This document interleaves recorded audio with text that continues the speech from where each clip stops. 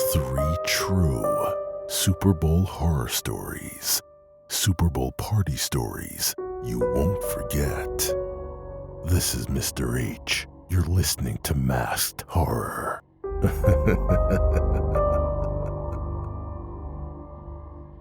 The wrong house. I'll never forget that night. It was supposed to be just a bit of fun, a few laughs, some free drinks, and a good story to tell later. But instead, it turned into the most terrifying experience of my life. It all started when my friends and I saw a post on social media about a Super Bowl party. The address was listed, and the description made it sound like an open invite. Big screen, free food, and drinks. Come celebrate the game. It seemed too good to pass up. We didn't know the host, but hey, isn't that half the fun? The house was in a quiet, residential neighborhood. We pulled up just when the sun was setting, and everything looked normal. A handful of people stood on the porch, chatting and holding beers. Music and laughter spilled out of the house, and the glow of the TV flickered through the windows. It matched the vibe from the post perfectly. "Looks like the spot," my friend Mike said, grinning as he grabbed a six-pack from the back seat. Without knocking, we walked right in. The living room was packed with people. Plates of food were scattered across the coffee table, and the kitchen counter was lined with bowls of chips and bottles of liquor. It felt like we hit the jackpot. Besides, there were some women there I definitely wanted to get to know. We helped ourselves to some wings and grabbed a couple of beers, blending into the crowd. At first, everything seemed fine. People were watching the pregame, shouting at the screen, and joking around. The conversations were consistent, but they were hushed. The laughter looking back seemed forced. I mean, small talk and nervous energy is expected when meeting new people, right? But a few people gave us strange looks, like they were trying to figure out who we were. Mike shrugged it off. "They're probably just wondering if we're friends of the host," he whispered. But then, the host appeared. He stepped out of the kitchen, holding a plate of food, and froze when he saw us. He was an older guy, maybe in his mid-50s, with a rugged face and piercing eyes that seemed to cut right through me. "Who the hell are you?" he barked. I felt the air leave the room. We're here for the party," I stammered, realizing instantly that we'd made a mistake. "This isn't a public party," he said, his voice low and tense. "Who invited you?" I glanced at my friends. They all looked as panicked as I felt. Mike tried to laugh it off, raising his hands. "Sorry, man, we must have mixed up the address. We'll just head out." But the man's expression darkened. "No, you're not going anywhere." He put the plate down and walked toward the door, locking it with a loud click. My heart sank. "Look, we didn't mean to intrude," I said quickly, trying to stay calm. It was an honest mistake. The man wasn't listening. "You think I'm stupid?" he snapped, his voice rising. "You think I don't know what's going on? You're here to rob me." "What? No," I protested. "We're not—" "Shut up," he roared, pulling a gun from behind a cushion on the couch. The room fell silent. I could hear the blood pounding in my ears. "Sit down," he ordered, waving the gun toward the couch. We didn't dare argue. My legs felt like jelly as they sank into the cushions. He started pacing, muttering to himself. "You think I don't see what's happening? People watching me, following me, waiting for me to slip up?" I exchanged a terrified glance with Mike. This guy wasn't just angry, he was paranoid, unhinged. "Who sent you?" he demanded, pointing the gun at us. "No one sent us," I said, my voice shaking. "We swear, we thought this was another party, that's all." He didn't believe me. "You're lying," he hissed. "You've been watching me. You know about the safe, don't you?" I had no idea what he was talking about, but I wasn't about to argue. "Please," I begged. "We'll leave right now. You won't hear from us again." "You're not leaving until I know the truth," he snapped. The next hour was a blur of threats and accusations. He grilled us about who we were, why we were there, and who hired us. Every time we tried to explain, he cut us off, yelling that we were liars. At one point, one of the guests tried to reason with him, saying we were just kids who made a mistake. The man turned on them, shouting, "Don't defend them. You don't know what they're capable of." It wasn't until someone quietly slipped into another room and called the police that the nightmare finally ended. We heard the sirens before the man did. When the cops knocked on the door, he froze. "Don't you say a word," he whispered, his gun still pointed at us. But the police weren't going away. After a tense standoff and putting away the gun and hiding it, he finally let them in, but refusing to admit he'd done anything wrong. The cops escorted us out, and I've never felt relief like that in my life. As we stood outside trembling in the cold, one of the officers told us we were lucky. We could have pressed charges, but I didn't want any more trouble. To this day, I can't walk into a stranger's house without feeling a wave of anxiety. What started as a simple mistake turned into the most horrifying night of my life. Buffalo Bill Wings. It was supposed to be the perfect Super Bowl night.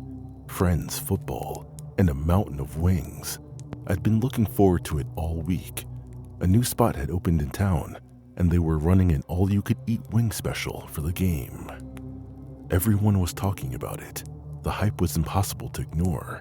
I convinced my buddies to meet me there early to grab a good spot near the big screen and to make sure we had enough wings and drinks in us before the start of the game. When we arrived, the place was buzzing. The energy was contagious. Cheers, laughter, clinking glasses, and the smell of fried chicken and barbecue and hot sauce wafting from the kitchen. Plates piled high with saucy wings were flying out so fast you think the kitchen was running a marathon. The owner, a boisterous guy with a big smile, greeted people like they were old friends. "Eat up, folks," he yelled over the crowd. "We've got more wings in the back than you can imagine." I didn't waste any time. I ordered a mix, buffalo, garlic parmesan, and they're extra hot. The wings came out steaming, perfectly crisp, and drenched in sauce. They tasted just as good as they looked, and I was in heaven with the first bite. But that joy didn't last. Halfway through my second plate, I felt something go wrong. A piece of chicken lodged in my throat. At first, I thought it was no big deal.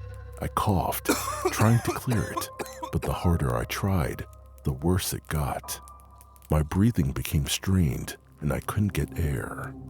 My friends laughed at first, thinking I was joking, but when my face turned red and I clawed at my throat, they realized this wasn't a prank. One of them jumped up, shouting for help, as I stumbled out of my chair, struggling to breathe. A waiter rushed over and tried the Heimlich maneuver. Each compression felt like my ribs were about to snap, but I didn't care. I just wanted to breathe. Finally, after what felt like an eternity, I coughed up the chunk of chicken. Air rushed into my lungs, and I gasped so hard my chest ached. I slumped back into my chair, exhausted and shaken, while my friends patted me on the back, cracking nervous jokes to lighten the mood. I got a round of applause from the entire place, but I was just happy to be okay. "That's it," I muttered, shoving my plate aside. "I'm done with wings tonight." They were the best wings I've ever had, but I was done. But my ordeal wasn't over, not even close. By halftime, my stomach was in knots. At first, I chalked it up to the stress of what had just happened, but then came the nausea, sudden and brutal. Beads of sweat formed on my forehead as I excused myself and bolted to the bathroom. I barely made it before vomiting violently. The force of it left me weak and trembling, but I figured it was just from the choking incident earlier. Just nerves, I told myself. I rinsed my face and tried to shake it off. When I returned to the table, my friends noticed something was wrong. "You look pale as hell," one of them said. I brushed it off, but deep down, I knew something wasn't right. By the end of the game, I couldn't stand.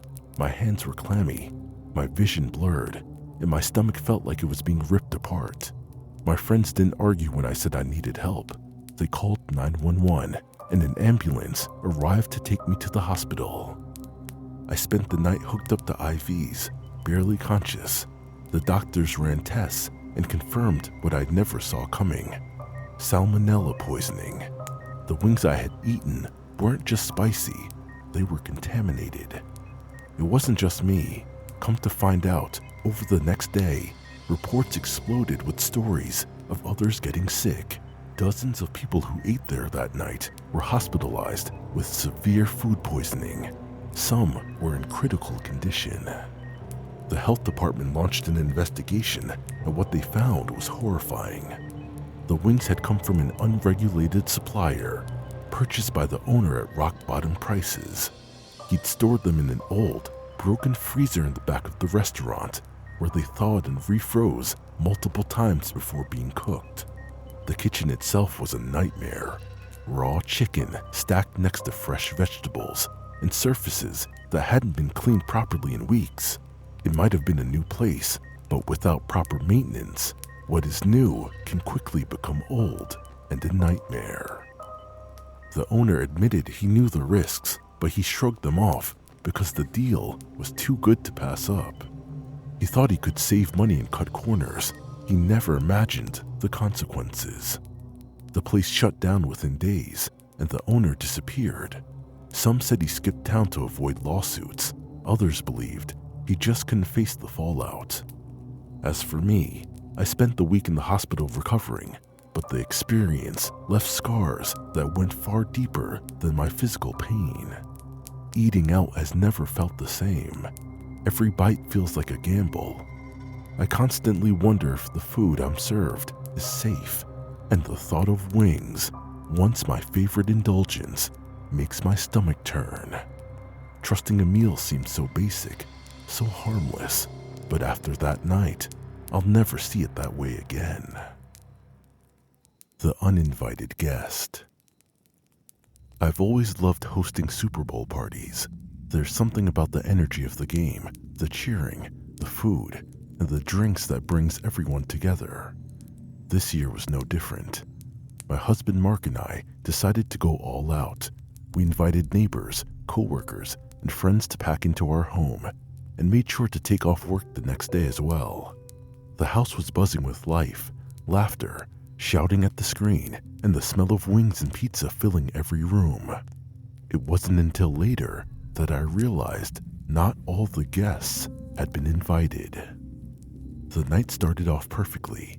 People mingled, beer flowed, and the living room erupted in cheers and boos with every touchdown or fumble. The kitchen was a revolving door of snack refills and drink top-ups. I was so busy hosting, making sure everyone was having a good time, that I barely noticed the man standing near the back door. He fit right in, wearing a jersey in one of the team's colors, holding a plate of nachos, and laughing along with a group of guests.